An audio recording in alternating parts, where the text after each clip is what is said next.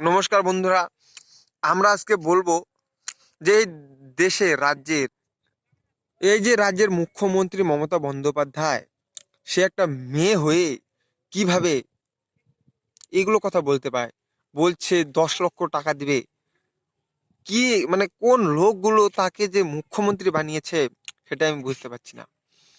মানে মানুষ কতটা নীচ হতে পারে সেটা আমাদের পশ্চিমবাংলার পশ্চিমবাংলার মমতা বন্দ্যোপাধ্যায়ের চেহারা না দেখলে হয়তো আমরা বুঝতাম না। তোমরা জানো যে ঘটনাটা ঘটেছে সেটি একটি খুব খুবই জঘন্য ঘটনা, যা আমরা মুখে বলতে পারবো না। তাই এর বিরুদ্ধে প্রতিবাদ করেও কোনো লাভ নেই, কারণ সরকার যারা এই কাজটা করছে তাদের সঙ্গে যুক্ত। সরকারের বিরুদ্ধে আমাদের যাওয়ার কোনো ক্ষমতা নেই, সামর্থ্য নেই। শুধু পলিটিকরা এই রাজ্যকে চালাচ্ছে, আমাদের কথার কোনো দাম নেই। মানে মানুষ শুধু শুধু রাস্তায় ভিড় জমাচ্ছে, কেউ কিচ্ছু করতে পারবে না। ভাই কোনো কিচ্ছু হবে না। কোনো মানে সাহায্য তো দূরের থেকে, ওদের আরো প্রোটেক্ট দিচ্ছে পুলিশ, ওদেরকে সাপোর্ট দিচ্ছে।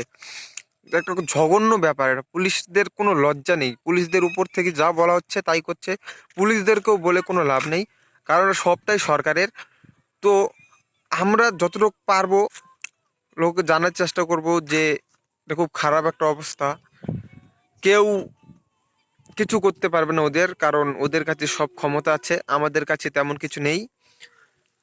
তাই আমি বলবো যে এরকম মুখ্যমন্ত্রী রাজ্যে থাকার থেকে না থাকায় অনেক ভালো। মুখ্যমন্ত্রী আমাদের দরকার নেই, এরকম মুখ্যমন্ত্রী আমাদের পশ্চিমবাংলায় থাকলেও যা, না থাকলেও তা।